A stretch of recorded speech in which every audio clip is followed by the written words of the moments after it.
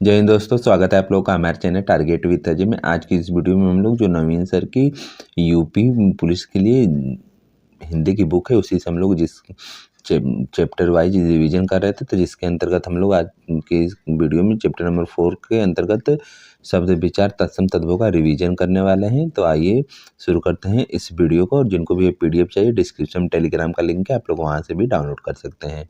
बात करते हैं दो या दो से अधिक वर्डों के सार्थक योग को शब्द कहते हैं। जैसे हम, तो यह हम जो है आधा ह और अ और आधा म, यहाँ म के नीचे हलंत लग जाएगा तो वो आधा अक्षर बोला जाता है, और अ से मिलकर के हम बना है।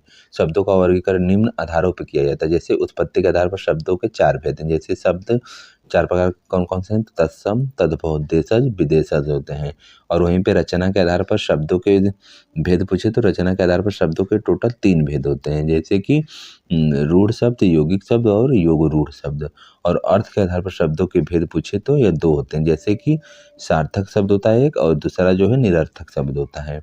नेक्स्ट बात करते हैं कि विकार के आधार पर शब्दों के कितने भेद होते हैं? तो विकार के आधार पर शब्दों के 2 भेद होते हैं। पहला जो है विकारी शब्द और दूसरा जो है अविकारी शब्द होता है।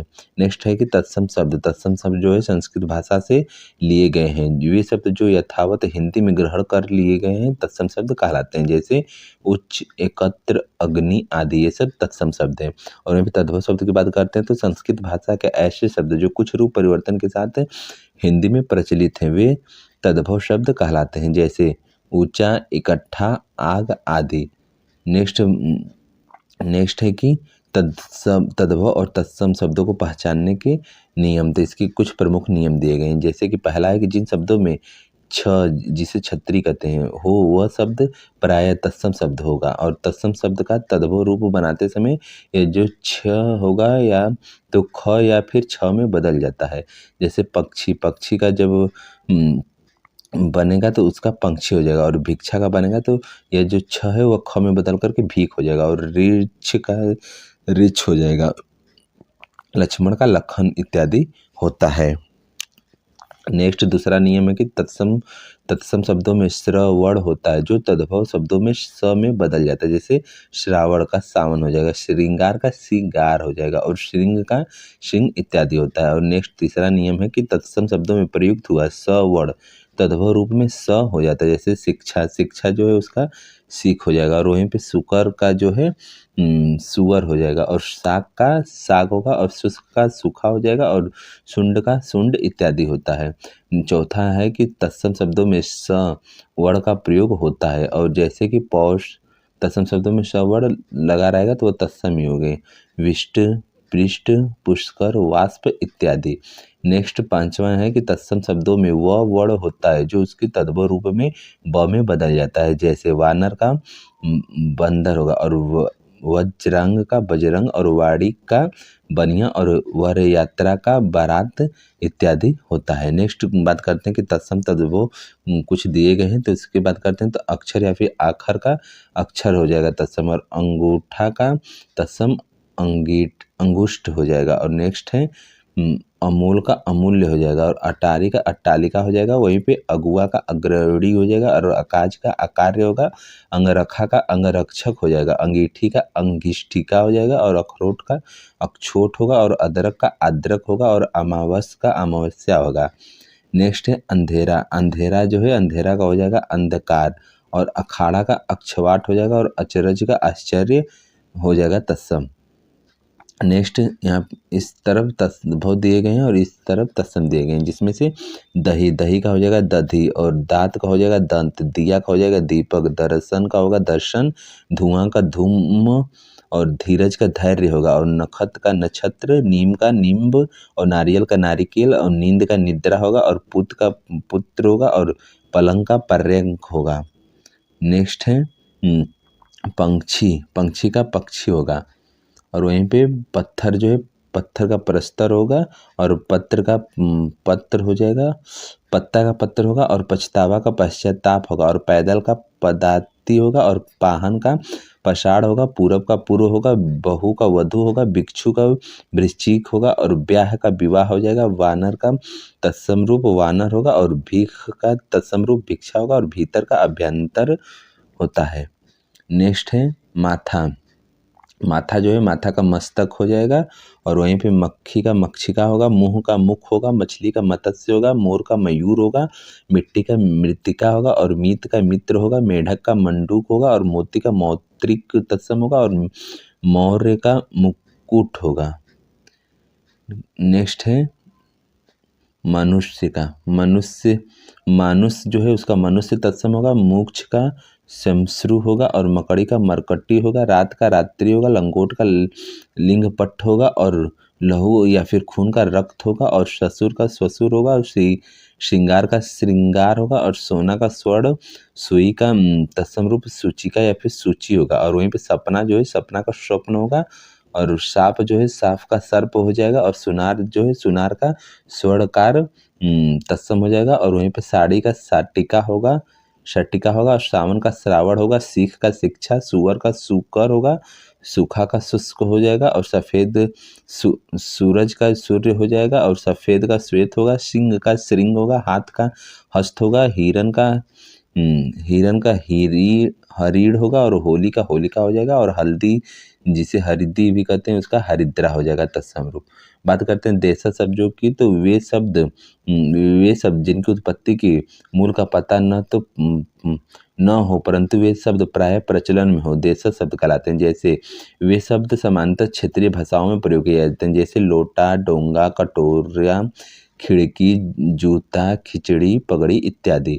और वहीं पे विदेशज या फिर विदेशी शब्दों की बात करते हैं, तो विदेशी भाषाओं से हिंदी में आए शब्दों को विदेशी शब्द कहा जाता है। इन भाषाओं में मुख्य रूप से अंग्रेजी, अरबी, फारसी, चीनी, जापानी व पुर्तगाली शामिल है। वहीं पे अरबी शब्द की बात करते हैं, तो कुछ अरबी शब्द हैं जैसे कि अमीर, औलाद, मुहावरा, वकील, आदमी, आदत, इनाम, किताब, गरीब, नशा, कुर्सी, इज्जत, मौसम, हिम्मत, मुकदमा, अक्ल, उम्र, दौलत आदि। ये सब कुछ प्रमुख अरबी शब्द दिए गए हैं। नेक्स्ट है कि अंग्रेजी शब्दों की बात करते हैं, तो अंग्रेजी शब्दों में party, plate, petrol, meeting, agency, driver, ticket, court, गिलास, कॉलेज, नर्स, टीचर, पेंसिल और मीटर होगा।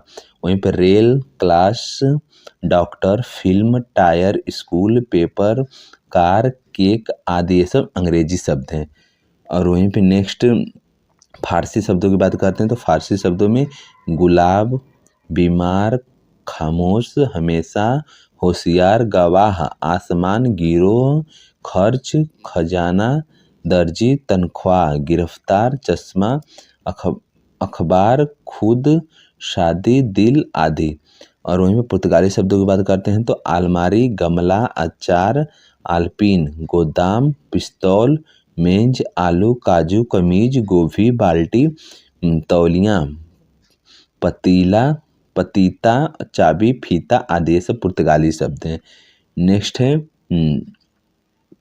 फ्रेंच भाषा के शब्द कूपन, कारतूस, सूप, मेयर, मीनू आदि ये सब फ्रेंच भाषा के शब्द हैं। और नेक्स्ट है जापानी भाषा के शब्द रिक्शा, सोयोनारा, सुनामी आदि ये सब जो है जापानी भाषा के शब्द हैं। अब नेक्स्ट हम लोग बात करते हैं रूढ़ शब्दों की, तो ये जो रूढ़ शब्द हैं वे शब्द जिनमें संधि, समास, उपसर्ग और प्रत्यय न हो रूढ़ शब्द कहलाते हैं। और इन शब्दों के सार्थक टुकड़े नहीं किए जा सकते, जैसे रोटी, स्त्री, गाय, दूध, पेड़, फल आदि ये सब रूढ़ शब्द हैं। और वहीं पे जो यौगिक शब्द हैं वे शब्द जो दो या दो से अधिक शब्दों के योग से बने होते हैं यौगिक शब्द कहलाते हैं। इन शब्दों के सार्थक टुकड़े किए जा सकते हैं। यौगिक शब्दों में संधि, समास, उपसर्ग और प्रत्यय हो सकते हैं, जैसे प्रतिदिन, विद्यालय, दूध वाला, सुपुत्र आदि ये सब यौगिक शब्द हैं।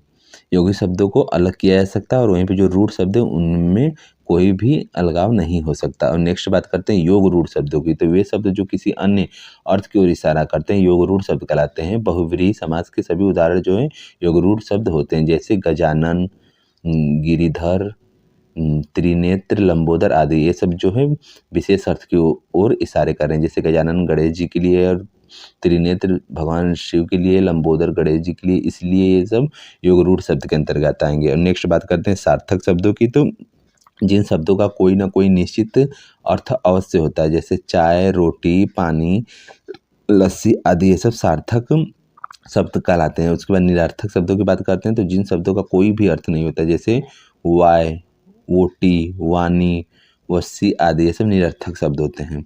नेक्स्ट संकर शब्द की बात करते हैं तो हिंदी में ऐसे शब्द जो दो अलग अलग भाषाओं से मिलकर बने होते हैं उन्हें संकर शब्द कहते हैं। जैसे रेलगाड़ी, रेल ये दो शब्दों से मिलकर बना है। रेल जो कि अंग्रेजी भाषा का शब्द है और गाड़ी जो कि हिंदी भाषा का शब्द है। इस प्रकार रेलगाड़ी शब्द बना है। वहीं पे टिकट घर जो से कि टिकट अंग्रेजी शब्द है और घर जो है हिंदी शब्द है। इस प्रकार टिकट घर बना है। और वहीं पे बस अड्डा, जैसे बस अंग्रेजी शब्द है और अड्डा जो है देशज शब्द है। इन दोनों के मिलने से बस अड्डा शब्द बना है। नेक्स्ट बात करते हैं कुछ परीक्षाओं में पूछे गए PYQ क्वेश्चन दिए गए हैं तो इसका हम लोग रिवीजन कर लेते हैं। पहला है कि संस्कृत के वैसे शब्द जो जिन्हें हम ज्यों कहते हैं प्रयोग में लाते हैं उन्हें क्या कहा जाता है, तो उन्हें हम लोग तत्सम कहते हैं। जो संस्कृत से ज्यों कहते हुए लाए जाते हैं। क्वेश्चन नंबर दूसरा है कि निम्न में से किस विकल्प में सभी शब्द तत्सम दिए गए हैं, तो इसमें राइट आंसर डी हो जाएगा। जैसे नव्य और स्वर्णकार यह है सभी शब्द तत्सम है। और वहीं पे तीसरा क्वेश्चन कि निम्न में से तद्भव शब्द कौन सा है, तो तद्भव शब्द इसका काज हो जाएगा। यह तद्भव शब्द है जिसका तत्सम कारज होता है। नेक्स्ट चौथा क्वेश्चन कि निम्न में से कौन सा शब्द तद्भव है, तो इसका राइट आंसर होगा कौन सा शब्द तद्भव पूछा है, तो जिसमें से मृत्तिका है, वानर, ओष्ठ और उल्लू है, तो इसमें से इसका राइट आंसर तद्भव शब्द उल्लू हो जाएगा। नेक्स्ट बात करते हैं क्वेश्चन नंबर 5 की, तो निम्न में से कौन सा शब्द तत्सम है, तो इसका तत्सम जो है शावला, सिंह और सीख दिया है। जिसके अंतर्गत तत्सम पूछ रहा है तो इसका शुष्क जो है इसका तत्सम शब्द हो जाएगा। नेक्स्ट छठा क्वेश्चन है कि श्यामल किस तद्भव शब्द का तत्सम रूप है, तो श्यामल जो है शावला का तत्सम रूप है। नेक्स्ट क्वेश्चन नंबर 7 है कि लक्ष्य का तद्भव रूप बताइए, तो लक्ष्य का जो है तद्भव रूप लाख होता है। और वहीं पर क्वेश्चन नंबर 8 है कि निम्न में से तत्सम तद्भव का कौन सा युग्म गलत है, तो इसमें से गलत पूछा है, कौन सा युग्म गलत है, तो इसमें से गलत जो है यहाँ पे जो दिए गए हैं याचक और जाचक ये सही है। घट और घड़ा ये भी सही है। और अक्षर का अक्षर होता है ये भी सही है। यहाँ पे गलत पूछा है तो भित्ति का भय नहीं होता है, इसलिए इसका राइट आंसर भित्ति भय हो जाएगा। नेक्स्ट क्वेश्चन नंबर 9 है कि निम्न में से सेठ शब्द का तत्सम शब्द कौन सा होगा, तो सेठ का श्रेष्ठी होता है। नेक्स्ट 10वां क्वेश्चन है कि उत्पत्ति के आधार पर शब्दों के 4 भेद दिए गए, निम्न से कौन सा भेद गलत है, तो एक तत्सम, तद्भव, देशज, विदेशज होता है, तो इस प्रकार यौगिक शब्द नहीं होगा, यानी कि यौगिक शब्द राइट आंसर हो जाएगा। नेक्स्ट क्वेश्चन नंबर 11 है कि कौन सा शब्द तत्सम है, तो इसमें कौन सा शब्द तत्सम है, तो तत्सम शब्द इसका हो जाएगा अग्र। नेक्स्ट क्वेश्चन नंबर 12 के निम्न में से कौन सा शब्द तत्सम नहीं है, यानी कि तत्सम नहीं है पूछ रहा है, जिसका हो जाएगा नेह या नहीं होगा, इसका स्नेह होता है। क्वेश्चन नंबर 13 के निम्न में से तद्भव शब्द कौन सा है, तद्भव शब्द कौन सा होता है, तो इसका हो जाएगा तीरथ। नेक्स्ट क्वेश्चन नंबर 14 है कि निम्न में से कौन सा शब्द तत्सम है, तो इसका आलस्य हो जाएगा। क्वेश्चन नंबर 15 के तिलक किस प्रकार का शब्द है, तो यह